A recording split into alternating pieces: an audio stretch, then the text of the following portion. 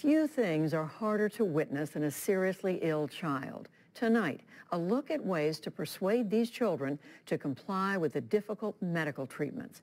Paul Salman explores a program created by a not-for-profit foundation called Hope for Henry. And we should note, the NewsHour's executive producer, Sarah Just, sits on the foundation's board. The story is part of our weekly series, Making Sense. 11-year-old Ariella Stein loves to dance. Tap, jazz, hip-hop, ballet, lyrical. She's been at it since she was 2. But lately she's spent more time in hospital wards than on dance floors. I have a type of cancer called Ewing sarcoma, which is a bone cancer. Over the past 2 years, Stein has been medically bombarded. It's a type of chemo called cyclophosphamide. I've done irinotecan, which is another type of chemo. I had a pretty big surgery on my leg, so I would say that was pretty hard. Ariella's mom, Erica Stein, explains that kids, even when told their life depends on it, often resist horrible treatments. You're not going to be able to say, do this because you have to. How was your sleepover this weekend? And so a critical question for hospitals and parents alike, how to get a kid to weather such assaults. And that's where Super Path to Super Duper Better comes in. A behavioral economics program to help kids comply with traumatic treatments in which they earn play cash redeemable for prizes. Child life specialist Kelly Beck.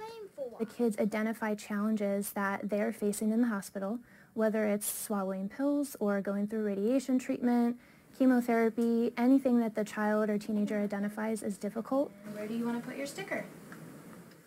And we come up with the amount of Hope for Henry bucks that they earn. The kids are asked to pick their stiffest challenges, stick them on a superhero-themed game board, and decide how many game bucks they deserve for completing them. The goal is to help them become active in their care and giving them that control in what they have to do because they are so out of control. They're getting radiation on my spine now, and that goes right through my guts, and that makes my stomach hurt sometimes. And then I just feel really tired and nauseous. Hey, Sophia, how are you? Good, how are you? Pediatrician Matt Davis is testing the impact of the program. The question fundamentally is, does that sort of incentive or reward system help children feel better? Are their symptoms better? Are their emotions different?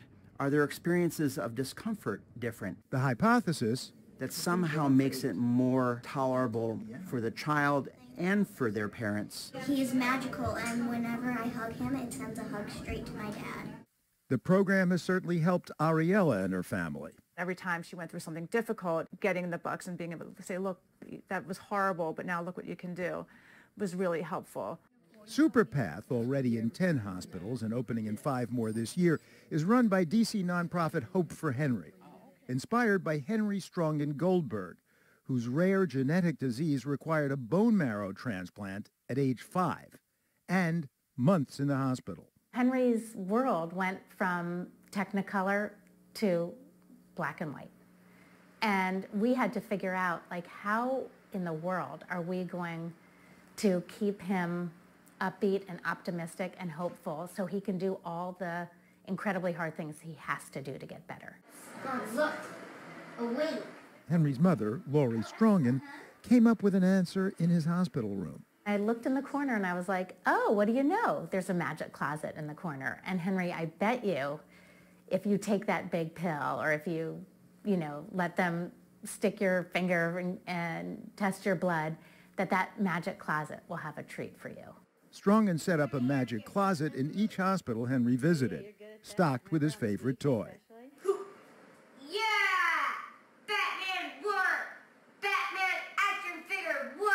Batman figures of every variety. And he would earn them for adhering to his medical plan. In his mind, that made all the difference.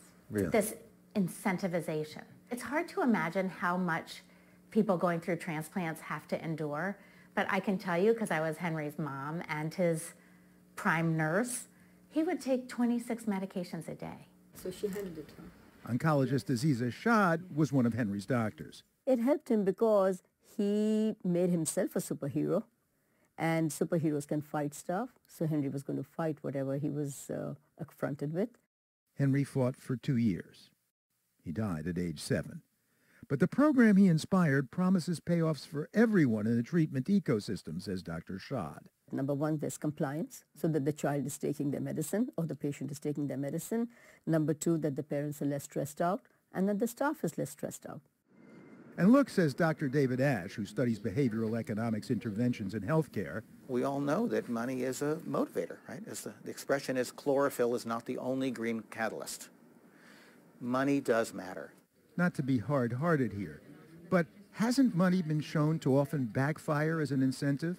It turns out in a lot of these experiments, the amount of money isn't that important. It's how you deliver it, whether it's exciting, whether it's a kind of thing. It's almost a way to keep score in a game. That's Henry and his girlfriend, Bella. Henry's mom is now the CEO of Hope for Henry.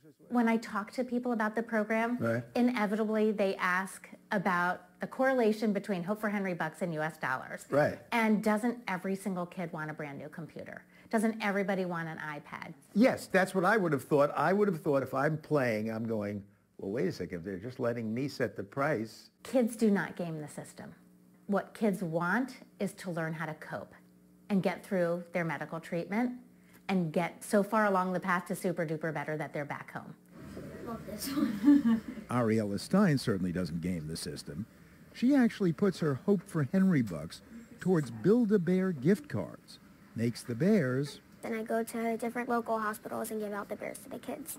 Making other kids happy just makes me happy, especially because I know how they feel.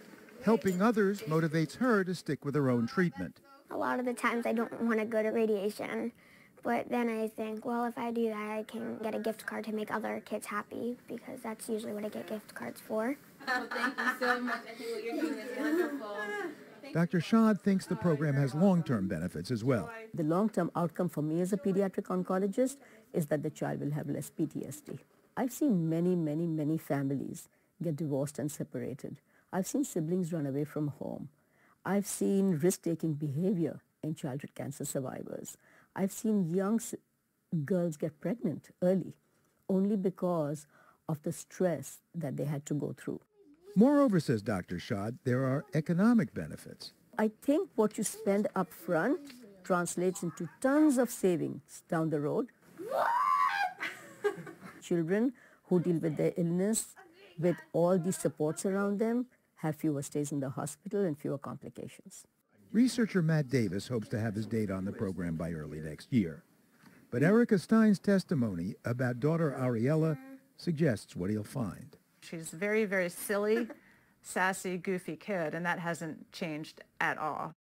Even though she's back in the hospital, recovering from complications after a bone marrow transplant.